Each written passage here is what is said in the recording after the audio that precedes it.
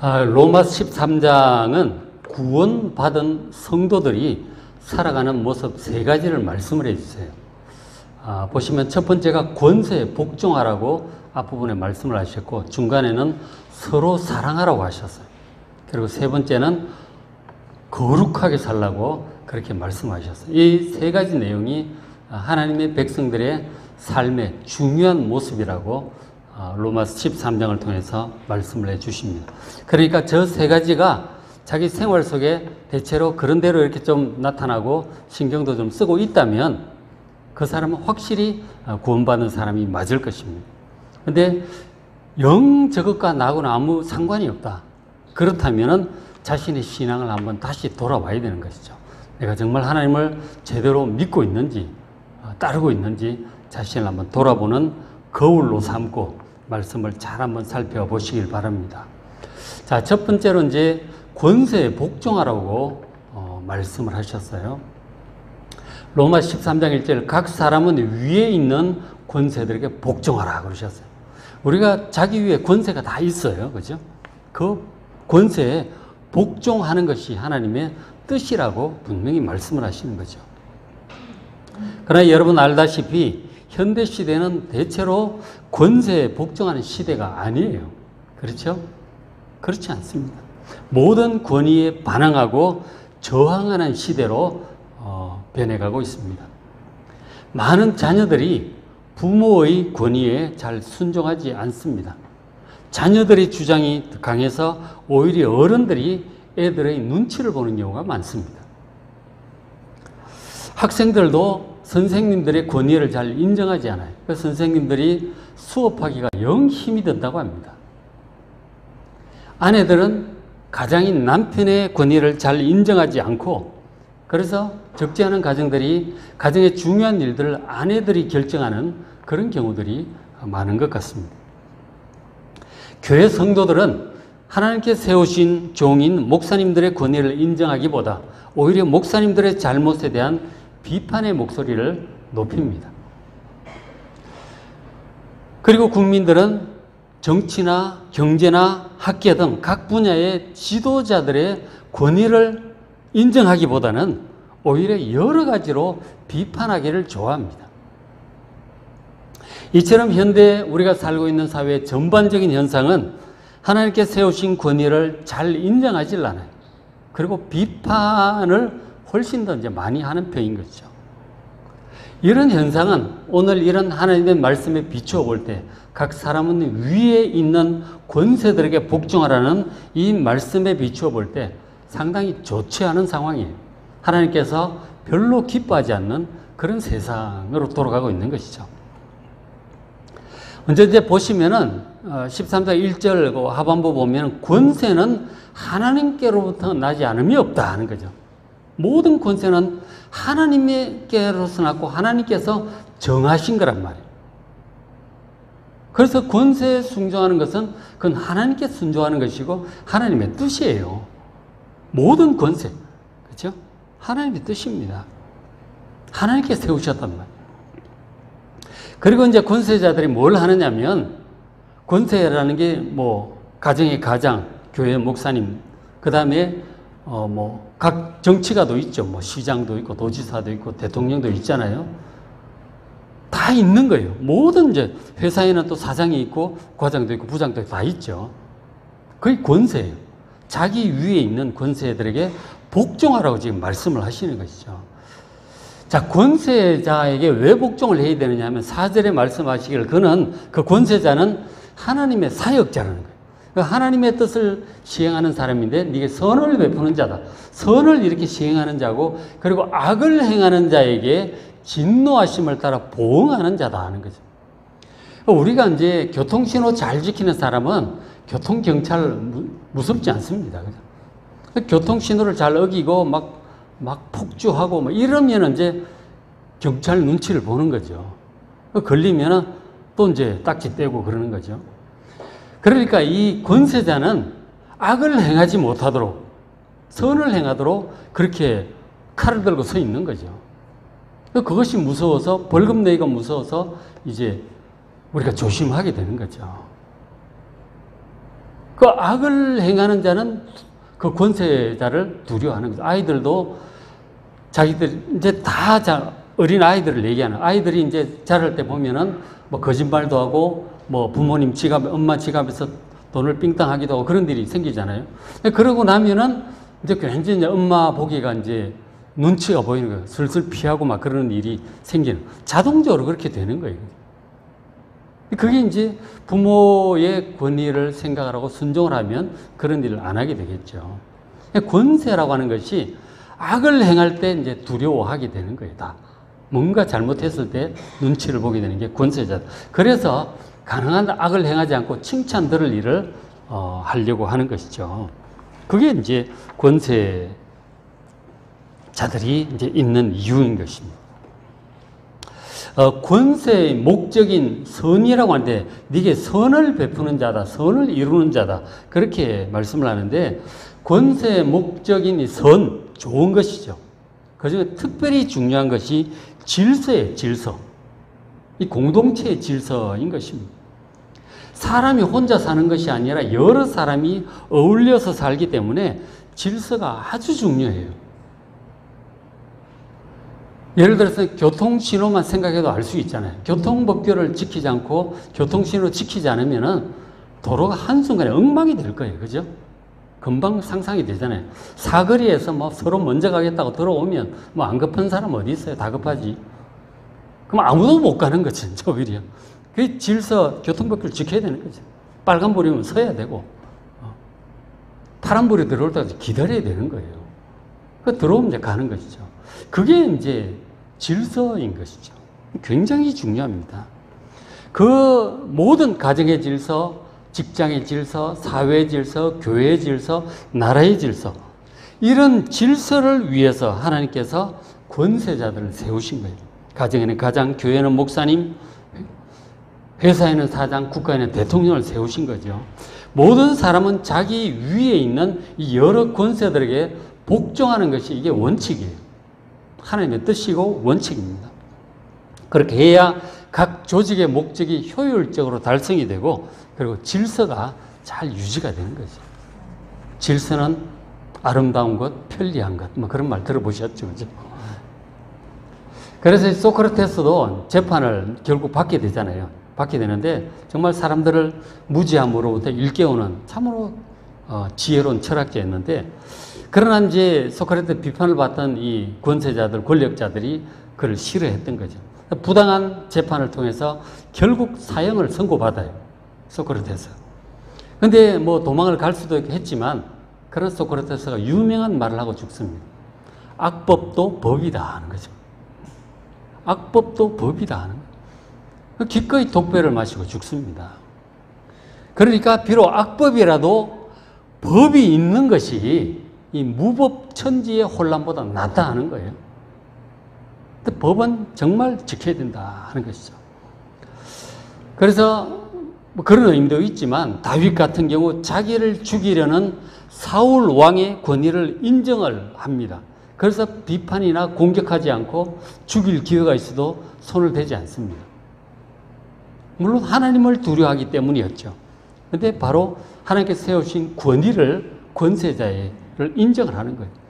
예수님께서도 온 세상의 주인이시지만, 그러나 당신을 재판하는 빌라도의 권세를 인정하시고 권세를, 그 묵묵히 재판을 받으셨어요. 그러나 성경에 보면 이 모세의 누나인 미리암은 하나님께서 세우신 종 모세에 대해서 갖가지 불평을 하다가 나병이 듭니다. 그리고 노아가 같은 경우, 노아의 자녀들, 아들들, 노아가 아버지가 술을 마시고 실수를 해요. 그것을 보고 조롱했던 이 둘째 아들 함은 그 자손들이 저주를 받습니다. 하나님은 그만큼 우리 인간 사회의 질서를 굉장히 중요하게 여기신다는 거죠. 그래서 이제 우리가 질서에 권세에 복종을 해야 되는데, 13장 5절에 이왕 이제 하나님의 뜻이고 권세에 복종할 때 더 나아가서 13장 5절에 그러므로 복종하지 아니할 수 없으니, 반드시 해야 돼요. 하나님의 뜻이기 때문에. 그리고 하지 않으면 반드시 뭔가 돌아오죠. 교통법규 어기면 당장 딱지를 떼는 거예요. 그죠? 오는 것이고. 그래서 복종하지 않을 수가 없는데 진노 때문에 벌 때문에 화를 내기 때문에 할 것이 아니라 스스로 양심을 따라 해라 하는 것이죠. 모범적으로 하라. 자발적으로. 다른 사람보다 먼저 모범적으로 자발적으로 양심적으로 모든 권세에 잘 복종하시길 바랍니다. 그리스도인은 그래야 되는 거예요. 그래야 되는 것입니다. 그리고 이제 7절에 보면 모든 자에게 줄 것을 다 줘라 하는 거죠. 조세를 받을 자, 세금을 받을 자 세금 내고, 관세를 받을 자 관세도 바치고, 두려워할 자는 두려워하고 존경할 자는 존경하라고 하십니다. 두려워할 자, 존경할 자가 다 자기 위에 있는 권세자들을 가리키고 있는 것이죠. 그래서 우리가 이제 살다 보면 많은 세금 그리고 회비를 내야 돼요. 어디 가나 다 회비 내고 세금 내고 여러 가지 세금을 내야 됩니다. 그건 다 내야 돼요. 그렇죠? 그리고 이제 권세자가 마음에 들지 않아도 마땅히 하나님께 세우신 권세자이기 때문에 두려워하시고 그리고 존경하시기 바랍니다. 정치에 대해서는 좌파 우파 뭐 이렇게 민주당 국민의힘 나누어서 막 반대하는 사람들은 무조건 상대방을 욕하죠. 그럴 일이 아니다. 선거 때까지는 그럴지라도 딱 끝나면은 인정을 해야 되는 것이죠. 항상 그렇습니다. 그죠? 권세자를 잘 인정하고 그가 잘 나라를 다스리고 그리고 맡은 뭐 도시를 다스리고 그리고 도를 다스릴 수 있도록 기도하시길 바랍니다. 하나님의 백성들은 마땅히 그래야 된다 하는 것이죠. 이런 모든 것들이 정말 그리스도인답게 행하는 것이고 하나님의 뜻임을 하시고 누구보다도 자발적으로 모범적으로 그렇게 살아가시길 바랍니다. 이것이 이제 13장에서 말씀하는 첫 번째예요. 그리고 두 번째는 서로 사랑하라고 하셔서 사랑하라고 하는 말씀을 참 많이 해요. 신약이. 그만큼 중요하고 그만큼 잘 안 돼요. 잘 안 되기 때문에 그만큼 또 강조를 많이 하시는 거예요. 사랑이 너무너무 중요하기 때문에. 먼저 이제 8절에 피자 사랑의 빚 외에는 아무에게든지 아무 빚도 지지 말라 그러셨어요. 일단 이제 아무 빚도 지지 말라고 말씀을 하셨어요. 그 앞에 7절에서도 보았듯이 모든 자에게 줄 것을 주고 빚지는 일이 없어야 돼요. 줄 것을 안 주면 그게 다 빚이 돼요. 예를 들어서 교통법규 이렇게 자꾸 어기는 분들을 보면 이제 딱지가 막 쌓이죠. 안 내요. 그럼 어떻게 됩니까? 나중에 차 팔 때 이제 왕창 내야 되는 거예요. 어차피 내야 되는 거예요. 그죠? 우리가 이제 그것뿐만 아니라 뭐 사람들 사이에도 그렇고 뭐 하여간 크고 작은 회비부터 세금까지 많은 것들이 있죠. 그런 것들에 대해서 모든 자에게 마땅히 줄 것을 주고 빚지는 일이 없기를 바랍니다. 여기저기 빚지고 막 확실치 않게 그렇게 하고 다니는 것 하나님 기뻐하지 않습니다. 깔끔해 신용이 있어야 되는 거죠. 확실히 신용이 있어야 된다는 거죠. 예수님께서 그런 말씀하셨잖아요. 하나님의 것은 하나님께, 가이사의 것은 가이사에게 바치라 그러셨잖아요. 먼저 하나님의 것, 11조와 헌금 등 하나님의 것은 하나님께 잘 드리시길 바랍니다.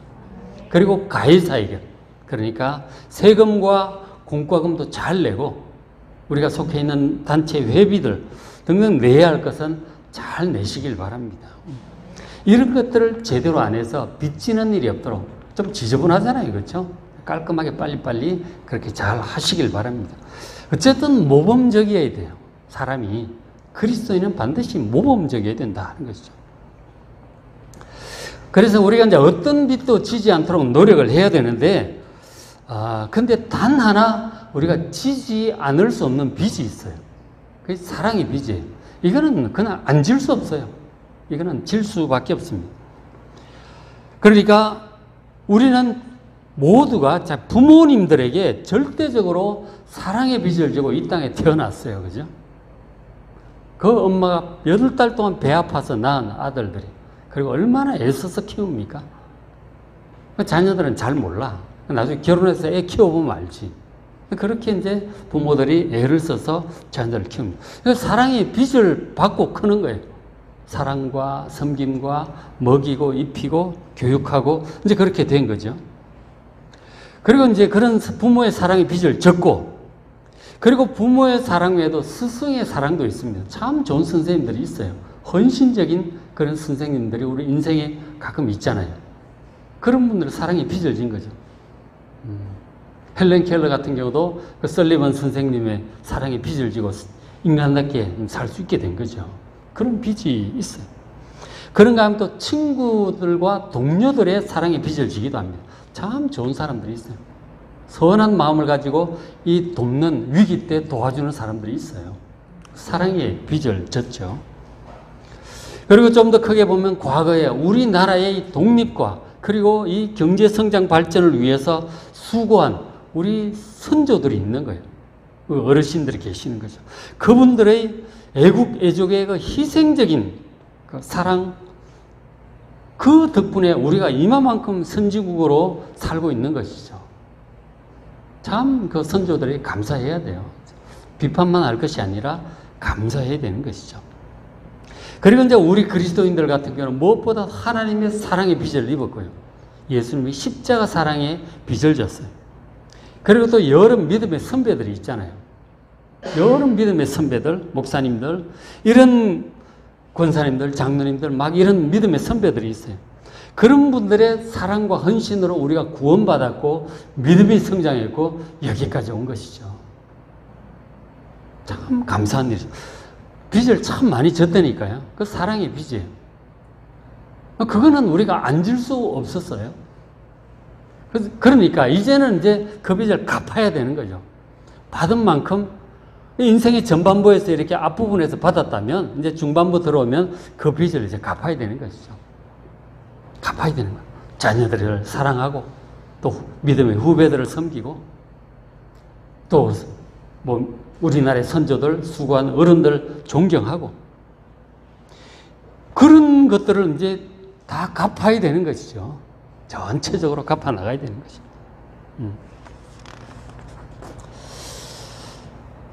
그래서 우리가 부모님께 효도하시고 살아계시면 효도하시고 그리고 가족들 사랑하시고 이웃을 사랑하시기 바랍니다. 모든 사람 사랑하시고 섬기시기 바랍니다. 다 할 수 있거든 장애인들 보면 도와줄 수 있고 도와주고 또 어려운 사람이 있거든 좀 도와주고 지하철에서 구걸하는 사람이 있으면 좀 도와주고 하는 거예요. 그죠? 은혜 사랑의 빚을 갚았으니 할 수 있는 대로 기회가 생기면 하는 거예요. 근데 이제 이렇게 하는 것이 뭐라고 그러죠? 남을 사랑하는 자는 율법을 다 이루었느니라 그러시죠. 그죠? 남을 사랑하는 자는 율법을 다 이룬 거래요. 그 사랑의 빚을 갚는다는 의미에서 사랑하면 하나님의 모든 명령들 전부는 이루는 거다. 자동적으로 이루는 거라고 그렇게 말씀을 하세요. 그 사랑하는 게 그렇게 중요하다니까. 사랑만 제대로 잘하면 하나님의 말씀대로 다 사는 거라니까.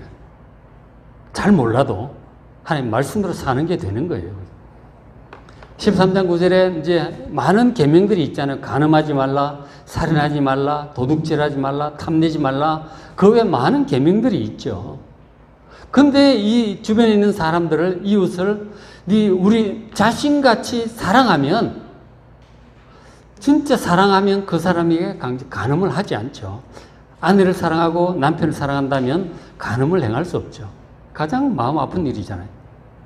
사랑하지 않기 때문에 간음도 하는 것이죠. 그리고 그 상대도 마찬가지죠. 살인한다면, 사람을 사랑하면 살인은 그냥 뭐 때리지도 못해요. 그렇잖아요. 관계가 불편해지는 것도 힘들어. 사랑하면 그렇죠. 뭔 살인이 되겠어요? 도둑질도 마찬가지. 그 사람 인격을 존중하고 사랑하는데 어떻게 그 사람 걸 내가 갖다 주지 못할 만큼 도둑질 하겠어요? 어떻게 남의 걸 탐내겠어요? 오히려 잘 되면 축하해 주시지. 이 사랑하면은 다 되게 돼 있다니까요. 말씀 가운데 다 들어있다고 하는 말씀 그대로예요. 그리고 이제 10절에 사랑은 이웃에게 악을 행하지 않습니다. 이것은 이제 사랑의 최저선이죠. 최소한이죠. 그 사람 싫어하는 것을 안 하게 되죠. 사랑하면 좋아하는 것까지 못 해줄 망정 싫어하는 것은 적어도 안 하게 되는 거죠. 악을 행하지 않습니다. 그래서 이 사랑은 율법의 완성이라고 얘기를 하는 거예요. 사랑만 하면 그 모든 말씀의 최고봉이 있는 거예요. 간음하지 말라의 최고봉에 있는 것이고 살인, 도둑질 그보다 훨씬 더 잘하게 되는 것이죠. 사랑만 하면. 근데 사람들은 보통 이제 이런 이웃을 사랑하라고 하는 그런 것을 마음에 품고 있지 않는 사람은 주로 이제 자기와 자기 가족만 생각을 해요. 남은 잘 돌아보지도 않습니다. 뭐 아픈지 어떤지 뭐 좋은 일이 생겨도 축하보다는 배가 아프고 이제 그렇게 되는 거죠. 자기와 자기 가족 잘 되는 거 외에는 관심이 별로 없다 하는 거죠. 그것은 이제 믿지 않는 사람들, 구원받지 못한 사람의 본능적인 삶이에요. 그러나 구원받은 하나님의 자녀들, 하나님의 크신 사랑을 입은 사람은 그래서는 안 되는 거죠. 이웃을 사랑하는 사람, 그러니까 이타적인 사람이 되어야 되는 거죠. 이기적인 사람이 아니라 이타적인 사람이 되시길 바랍니다. 우리가 엄청나게 막 다 많이는 못하지만 그래도 다른 사람에 대해서 관심을 좀 가져야 되는 거죠. 옆집 사람도 좀 살펴보고 우리 성도들도 좀 살펴보고 직장의 동료들도 좀 살펴보고 안색도 좀 보시고 어디 불편한가 힘들어하면 좀 물어도 보고 도와줄 수 있거든 돕기도 하고 밥도 좀 사주고 그렇게 하는 것이죠. 사랑하며 섬기는 그리고 도움이 필요한 사람에게 자기 것 좀 희생해서라도 내 외식 한 끼 못하더라도 도울 일이 있으면 도와주는 거죠. 대접도 좀 하시고 좋은 사람이 되어야 되는 것이죠. 그리스도인은 한마디로 좋은 사람이 되어야 되는 거예요. 아까 모범적으로 하라고 그랬잖아요. 그것도 그렇고 이런 것도 사랑하고 섬기고 이런 것도 말도 참 좀 잘하고 그렇죠. 험한 말 하지 말고 너무 비판하는 말 이런 거 하지 마시고 가능한 좋은 말 하시고 달라야 되는 거죠. 하나님의 크신 사랑을 입었다면 당연히 이제 이렇게 살아야 되는 거예요. 표시가 안 난다. 참 모범적이고 좋은 사람, 선량한 사람, 정말 굳은 일도 하고 막 이런 거 있죠. 참 좋은 사람이라는 얘기를 들어야 돼요. 그런 얘기를 못 듣는다면 하나님 자녀답게 못 사는 거죠. 전혀 예수 믿는 사람이 이제 표가 안 나는 거죠. 그게 그리스도의 향기 아니겠어요? 말로만 할 것이 아니라 삶이 이렇게 딱 차이가 나야 되는 거예요. 굳은 일도 좀 앞서서 하고 그런 게 그리스도인이죠. 그런 사람이라야 이타적으로 섬길 줄 아는 사람이야 이라야 지도자도 될 수 있습니다. 왕이 될 수 있다는 얘기죠. 우리가 장차 하나님 나라에서 영원히 왕으로 다스리며 살 것이라고 말씀하셨잖아요. 그리고 실제로 이제 대통령도 그렇고 대통령 한다고 하는 것은 전 국민을 섬기겠다는 얘기예요. 그렇잖아요. 민생 문제, 경제 문제도 내가 할 수 있도록 돕겠다, 섬기겠다는 얘기고, 뭐 정의도 세우겠다는 얘기고, 나라의 안보도 잘 국민들이 안심할 수 있도록 세우겠다는 얘기고, 뭐 노사 관계 그것도 좀 내가 적극적으로 가서 해결 좀 하겠다는 얘기고, 국민들이 잘 먹고 잘 살 수 있도록 경제도 좀 살리겠다는 얘기고, 섬기겠다는 얘기죠. 그런 섬기려는 마음이 없는 사람은 공직자 못합니다. 지배하려고 공직자가 된다. 어림없는 얘기예요. 진짜 성공하는 사업가는 이 고객들을, 소비자들을 섬길 줄 아는 사람이에요. 제가 누구 있는지 확실히 기억이 안 나요. 미쯔비시 사장이었나 보면은. 근데 기업 정신이라고 하는 게 국민들에게 좋은 물건을 싸게 공급하겠다고 하는 그런 정신이 있어야 되는 거죠. 좋은 물건을 싸게 공급하겠다는 정신이 있어야 그 기업가는 성공합니다. 어떻게 내가 잘 팔아서 돈 많이 벌까? 그런 사람 성공 못 해요. 그게 기업가 정신이죠. 그죠?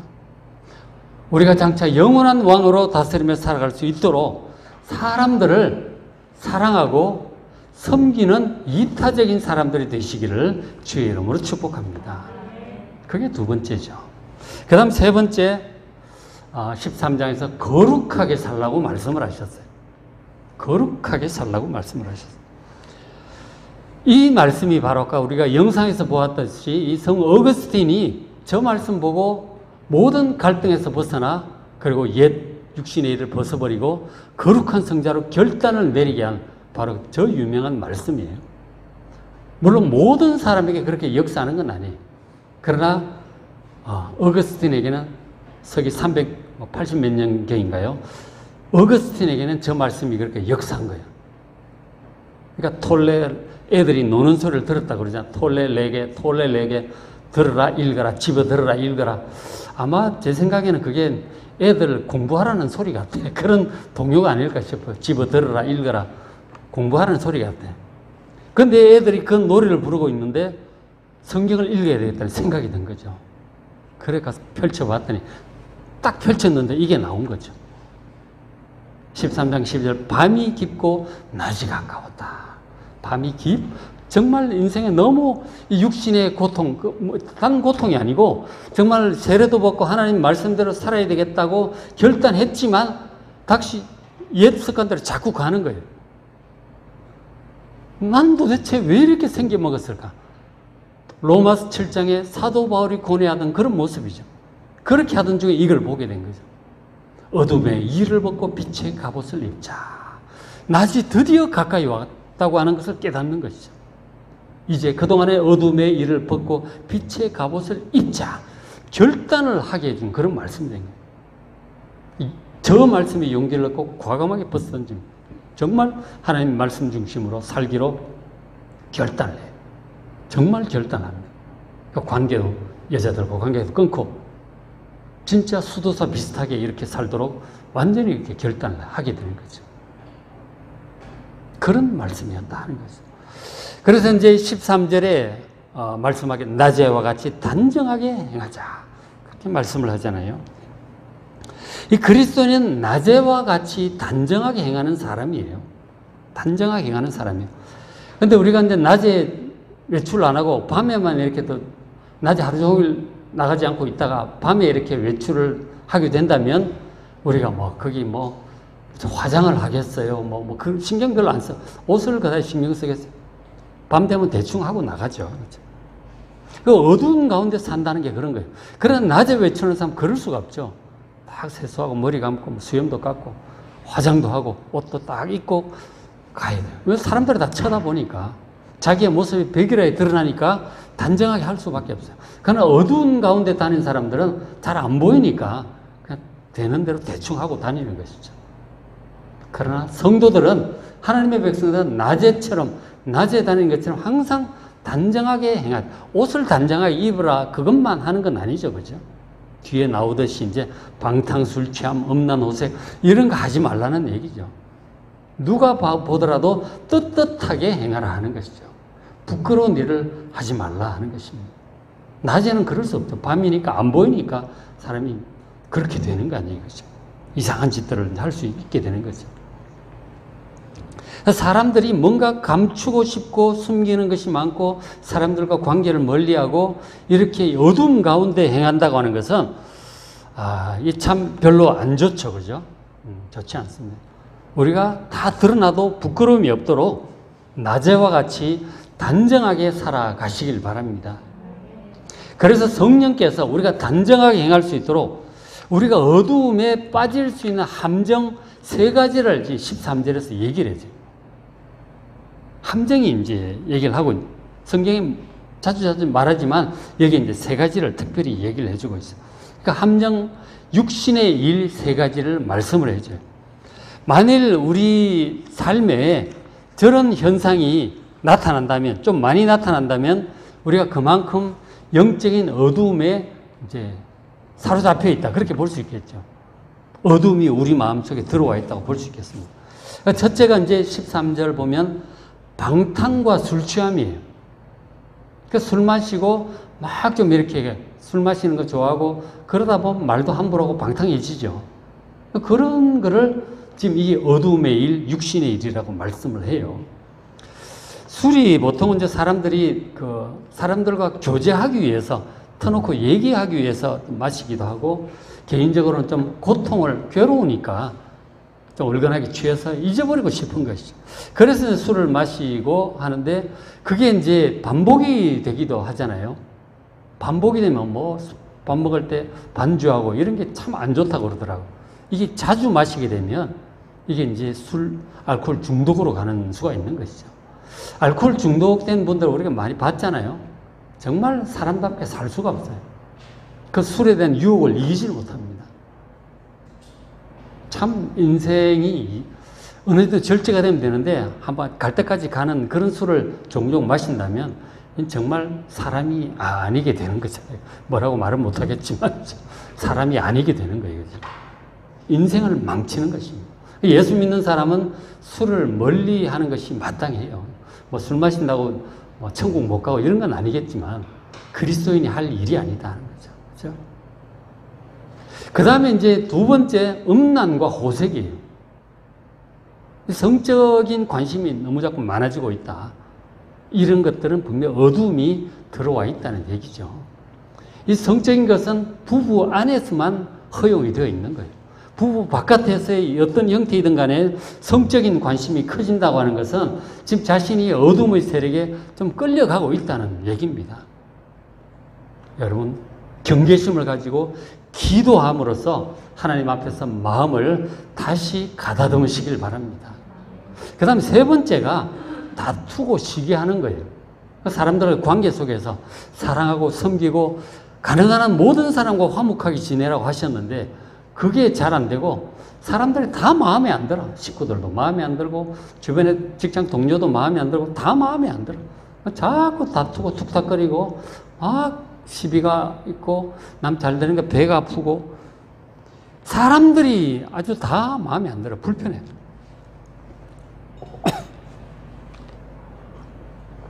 신경질이 나고 막 그렇게 하고 있다면 이 자기가 어둠의 영향을 지금 많이 받고 있다는 얘기예요. 그렇죠? 이 세 가지를 가지고 한번 잘 보십시오. 내가 지금 좀 술 마시고 좀 노는 쪽으로 많이 빠지고 있는가? 뭐 게임, 오락이 이런 것도 마찬가지겠죠. 자꾸 육신에 더 즐거움. 그리고 막 운동을 해도 막 절제를 못하고 막 하는 거 있잖아요. 어떤 운동, 뭐 탁구 치는 것도 그렇고 뭐 스크린 골프도 그렇고 막 갔다가는 막 밤을 패고 막 그렇게도 한다 그러더라고요. 절제가 안 되는 거죠. 게임도 그렇고.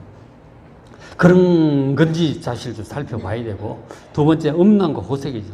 성적인 관심이 자꾸 많아진다. 그리고 사람들과 자꾸 다툰다. 이건 지금 영적으로 안 좋다는 얘기예요. 어두움이 점점 침투해 들어오고 있다는 얘기입니다. 이런 것들을 멀리하고 단정히 행하시길 바랍니다. 거의 거룩하게 살라는 말씀이죠. 그렇죠? 자, 말씀을 마무리합니다. 이 로마 13장 말씀은 구원받은 그리스도인 하나님의 자녀들이 살아가는 모습 세 가지를 말씀을 해 주셨어요. 그죠? 자, 첫째, 권세에 복종하라고 하셨어요. 로마 13장에서. 두 번째로 서로 사랑하라고 하셨습니다. 그리고 거룩하게 살라고 하셨어요. 이 말씀을 잘 기억을 하시고 정말 하나님의 자녀답게 이렇게 모범적으로 거룩하게 참 선량하게 그렇게 살아가는 여러분 되시기를 주의 이름으로 축복합니다.